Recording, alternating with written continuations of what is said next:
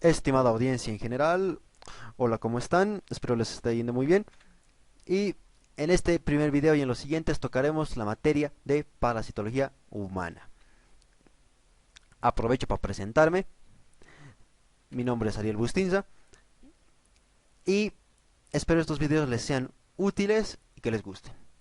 Más que hablar de parasitología pura, vamos a hablar un poquito de lo que es biología, definición y biología. Vamos a delimitar el tema y vamos a hablar de biología porque la parasitología es una rama de la biología. Yo siempre he estado de acuerdo en que las bases y los conceptos biológicos y generales son la clave para entender todo lo demás en la materia de parasitología, puesto que muchas veces con solo conocer el ciclo biológico de un parásito y entenderlo y analizarlo con lógica, ya tienes el 80% del tema captado, ¿no? Entonces, vamos a empezar en este primer video hablando de cosas muy generales. Así que primero, dado que estamos estudiando parasitología, tenemos que saber qué es la parasitología. La parasitología es la ciencia que estudia los parásitos, a todos y cada uno de los seres vivos que cumplan con este criterio de poderse llamarse parásitos. Ahora, dentro de la parasitología tenemos muchas ramas, dependiendo del tipo de parásitos que estamos estudiando. Por ejemplo, el estudio de los parásitos de los animales se denomina zooparasitología. El estudio de los parásitos vegetales, fitoparasitología. Y en este caso lo que nos interesa, la parasitología humana, que es el estudio de los parásitos del hombre, del ser humano.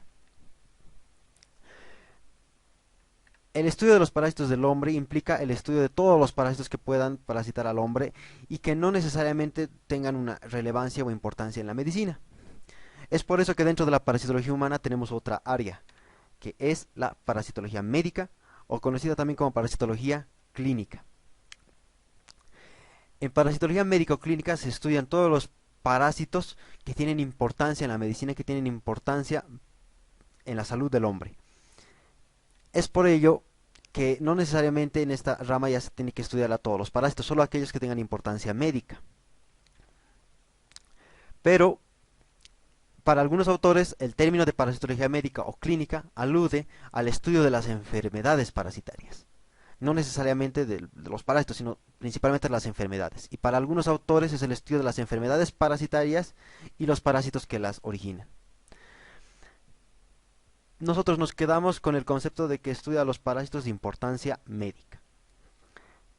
Sin embargo, como en estos videos hablamos de parasitología humana, muchas veces tocaremos alguno que otro parásito que no tiene tanta importancia en generar enfermedad en el hombre, pero sí tiene alguna importancia en el área de la salud o en el área de lo que es el control de enfermedades.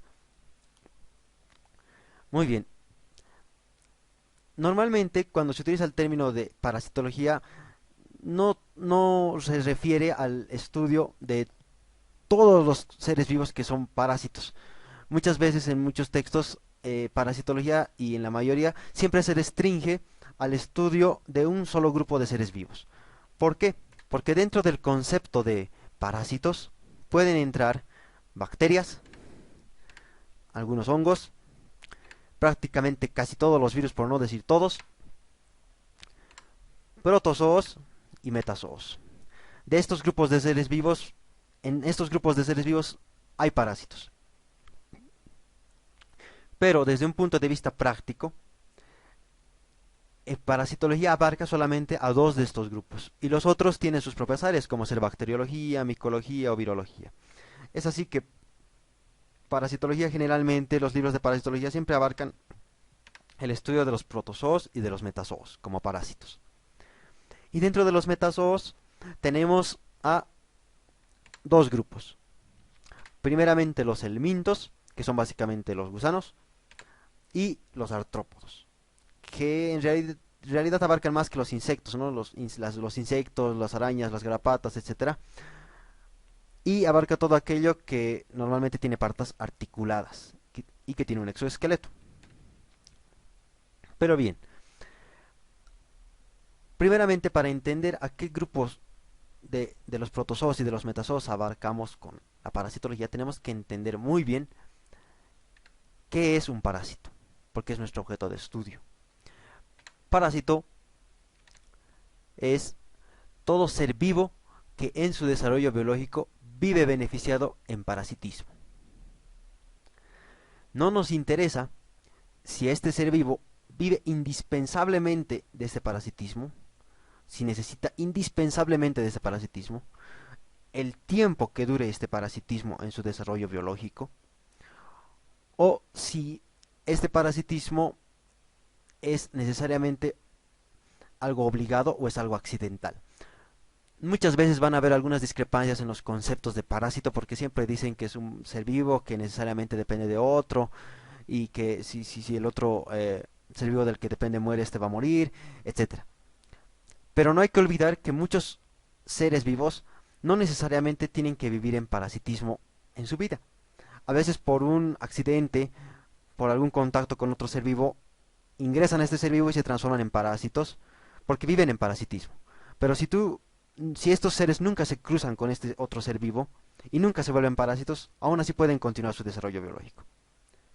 Entonces, tomamos bajo el concepto de que cualquier ser vivo que viva en parasitismo y viva beneficiado, ya es considerado de por sí un parásito.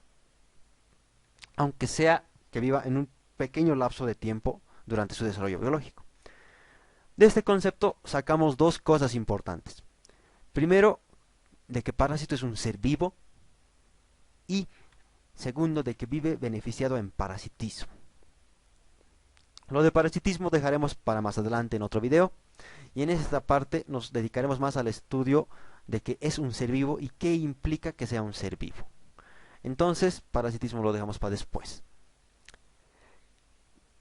Si decimos que parásito es un ser vivo, entendemos que como ser vivo implica un montón de complejidades bioquímicas, físicas, moleculares, etcétera, genéticas, por ejemplo, que funcionan coordinadamente. Ahora bien, el único objetivo de la vida, de todo ser vivo, es perpetuar la vida, perpetuarse como ser vivo. Sin embargo, los seres vivos tienen un tiempo de vida, dado que los seres no son inmortales. Entonces, dado que un ser vivo tarde o temprano morirá, es lo único seguro cuando se tiene que hablar de la vida, tarde o temprano morirá, nosotros decimos que el ser vivo, con el objetivo de perpetuar la vida, sigue un solo camino, un solo objetivo. Todo lo que hace este ser vivo, todas las complejidades tienen un solo objetivo, que es perpetuar su especie. Pero como no es inmortal, la perpetuación de la especie es sinónimo de reproducción. Es así que la vida se mantiene con el transcurso de los años. La vida engendra más vida y es así que esta nueva vida engendrada perpetúa la especie y hace lo mismo. El único objetivo de los seres vivos es la reproducción. Por eso no es nada raro que normalmente la mayoría de los seres vivos y en casi todos sus sistemas y órganos el desarrollo solo llegue hasta que alcanzan la madurez sexual y se reproducen. Después de la etapa en la cual el ser vivo se puede reproducir, normalmente este muere o va degenerándose de a poco, ¿no? Todos los órganos y sistemas siguen generalmente ese patrón, o por lo menos la mayoría.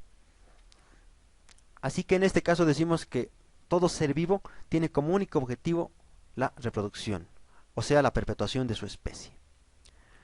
Para conseguir este objetivo, el ser vivo requiere de condiciones, requiere algunas cosas, porque normalmente no es que mágicamente un ser vivo anda reproduciéndose sin necesitar de nada. Entonces, para cumplir el objetivo de la reproducción, el ser vivo requiere condiciones físicas, como por ejemplo la temperatura, como por ejemplo la presión de los gases, por ejemplo la capacidad de difusión de calor, etcétera. Y requiere de condiciones químicas, por ejemplo la concentración de un determinado gas, la concentración de agua, el grado de hidratación, el pH, etcétera.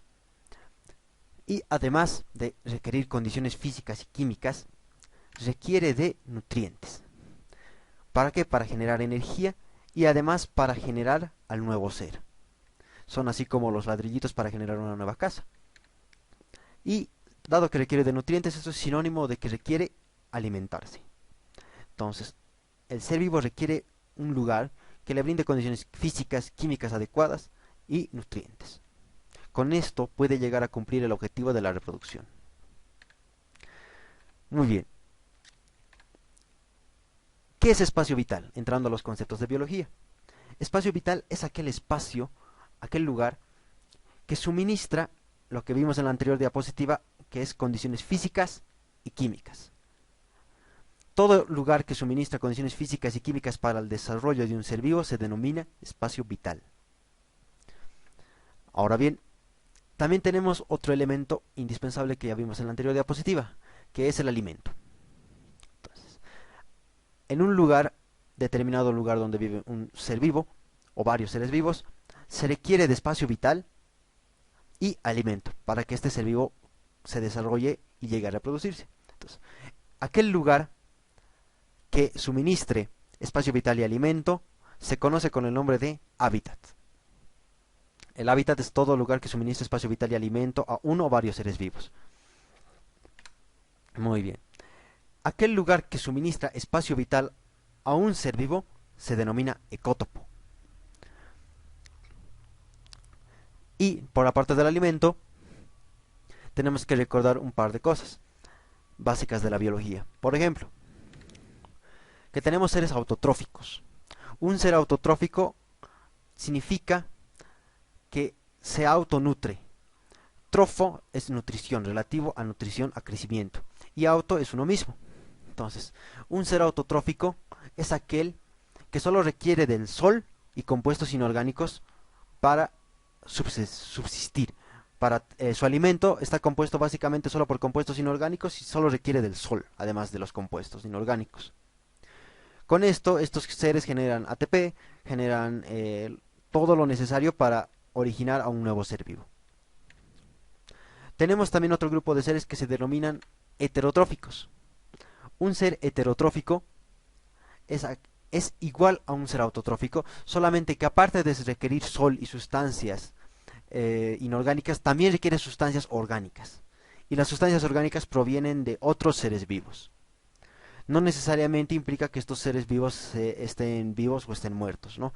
Por ejemplo, un león es un ser heterotrófico porque para alimentarse requiere de la carne de otro ser vivo. Pero también un buitre es un ser heterotrófico porque requiere a veces de los desechos alimenticios de otros seres vivos, ¿no? De lo que es carroña. Y de la misma forma pasa con muchas bacterias, o sea, son seres heterotróficos porque requieren de los desechos de otros seres vivos. Así que no interesa si lo que obtienen de otros seres vivos es de un ser vivo muerto o simplemente un desecho, o de un ser que está vivo en el momento en el que se alimentan de él. Muy bien. A nosotros nos interesan los seres heterotróficos porque los seres parasitarios son heterotróficos. ¿Y qué significa? De que para subsistir en un determinado hábitat debe haber otros seres vivos, debe haber un conjunto de seres vivos, de los cuales unos se alimenten de otros. Por ejemplo, los herbívoros también son heterotróficos porque se alimentan de plantas y las plantas son seres vivos, ¿no? Entonces, el hábitat debe ser el mismo para un conjunto de seres vivos, ya no solo para uno. Entonces, dado que hablamos de un conjunto de seres vivos, cambiamos el término de ecótopo por el término de biótopo, que es aquel lugar que suministra espacio vital para un conjunto de seres vivos, ya no solo para uno, sino para un conjunto, ¿no? Entonces, un biótopo, o sea, espacio vital para un conjunto de seres vivos, más un conjunto de seres vivos que lleguen a convivir en este biótopo y que sean alimentos unos de otros, condicionan a un estado de armonía en un ecosistema de seres que son heterotróficos. Sí o sí requerimos de un conjunto de seres vivos en este caso. Y por ello se alude a un nuevo término que nombramos, que es el de biocenosis. ¿Qué es biocenosis? Biocenosis es la asociación de un conjunto de seres vivos que se desarrollan en un mismo biótopo. Es así que en este mismo biótopo estos seres vivos se interrelacionan entre sí, unos se comen a otros, unos protegen a otros, unos subsisten de otros, de los desechos, o directamente se alimentan de ellos, etcétera, ¿no? Entonces, a esta relación en un mismo biótopo se denomina biocenosis. Muy bien. Antes de terminar, vamos a ir con lo que yo considero en esta parte algo que es muy importante y que ya se debe tomar desde este primer video, que es el concepto de ciclo biológico. Así que primero partimos de que todos nuestros objetos de estudio son seres vivos. Entonces, ¿qué implica que sea un ser vivo? Que tiene un límite de tiempo de vida. O sea, que hay un inicio de su existencia, este ser vivo se desarrolla hasta alcanzar la madurez sexual y originar la reproducción y perpetuar su especie. Y después de la reproducción el ser vivo pasa a el fin de su existencia, ¿no? Lo que en colegio o en escuela clásicamente se dice, ¿no? Nacer, crecer, reproducirse y morir. Ahora bien, una vez que el ser vivo se reproduce, cumple su objetivo, que es generar nuevos seres, o sea, el inicio de la existencia de otros seres. A esto, a esta cadenita se denomina ciclo biológico. Entonces, el ciclo biológico es esta pequeña cadenita. Sin embargo, en su definición, muchos autores encuentran discrepancias. Para algunos autores, ciclo biológico es lo mismo que ciclo vital o también que ciclo evolutivo. Para algunos es diferente, por eso marcamos con otro color. Así que vamos a hacer estas aclaraciones. Para algunos autores, ciclo biológico es solo eso. Perdón, ciclo vital es esto. El inicio de la existencia de un ser, el desarrollo, la reproducción y el fin de su existencia. Y con eso se cierra el ciclo vital. Sin importar si con la reproducción se llega al inicio de la existencia de un nuevo ser. O sea, no interesa si el ser vivo en todo su desarrollo y en toda su existencia ha logrado exitosamente perpetuar la especie. Solamente la cadena de sucesos que ocurren hasta que muere, eso es considerado ciclo vital para algunos autores. Por eso está con verde. Entonces, se conoce como la secuencia ordenada de etapas biológicas por las que pasa un individuo desde el inicio de su existencia hasta que alcanza la madurez, se reproduce y muere, sin importar si logra perpetuar la especie. Muy bien, para otros autores, ciclo evolutivo es esto: